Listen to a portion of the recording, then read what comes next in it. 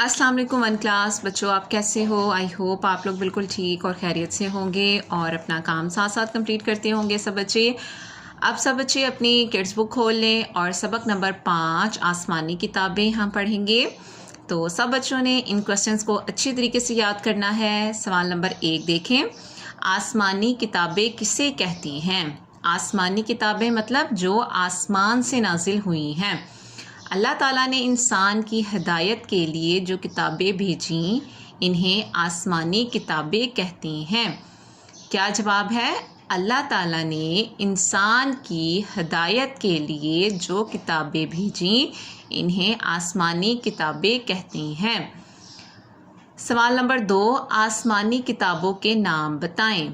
आपको पता आसमानी किताबें कितनी हैं? 4। कौन कौन सी? तौरात, ज़बूर, अंजील और कुरान मजीद। मेरे साथ बोलें सब बच्चे, तौरात, ज़बूर, अंजील और कुरान मजीद। सवाल नंबर 3, वही किसे कहते हैं? वही किसे कहते हैं? अल्लाह ताला जो पैगाम अपने नबियों पर नाजिल करता है उसे वही कहते हैं। अल्लाह ताला जो पैगाम अपने नबियों पर नाजिल करता है उसे क्या कहते हैं? वही कहते हैं। सवाल नंबर 4, तौरात किस नबी पर नाजिल हुई? तौरात किस नबी पर नाजिल हुई? तौरात हज़रत मूसा अलैहिस्सलाम पर नाजिल हुई। जब आपसे पूछा जाए तौरात किस नबी पर नाजिल हुई तो आपने कह देना है हज़रत मूसा अलैहिस्सलाम पर, हज़रत मूसा अलैहिस्सलाम पर। ठीक है। सवाल नंबर 5, ज़बूर किस नबी पर नाजिल हुई? ज़बूर किस नबी पर नाजिल हुई है? हज़रत दाऊद अलैहिस्सलाम पर, हज़रत दाऊद अलैहिस्सलाम पर, हज़रत दाऊद अलैहिस्सलाम पर नाजिल हुई। सवाल नंबर 6, अंजील किस नबी पर नाजिल हुई? अंजील किस नबी पर नाजिल हुई? अंजील हज़रत ईसा अलैहिस्सलाम पर नाजिल हुई।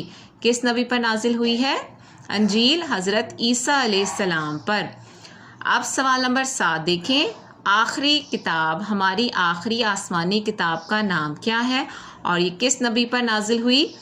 हम सबको पता है हमारी किताब कौन सी है? कुरान मजीद है। और ये किस नबी पर नाजिल हुई? हमारे आखिरी नबी हज़रत मोहम्मद सल्लल्लाहु अलैहि वसल्लम पर। क्या नाम लेना है आपने? आखिरी आसमानी किताब कुरान मजीद है और ये हमारे प्यारे नबी हज़रत मोहम्मद सल्लल्लाहु अलैहि वसल्लम पर नाजिल हुई। ठीक है, ये हो गए सवालात। आप लोगों ने इन तमाम सवालात को अच्छी तरीके से याद करना है और अपना बहुत ख्याल रखिएगा। अल्लाह हाफिज़।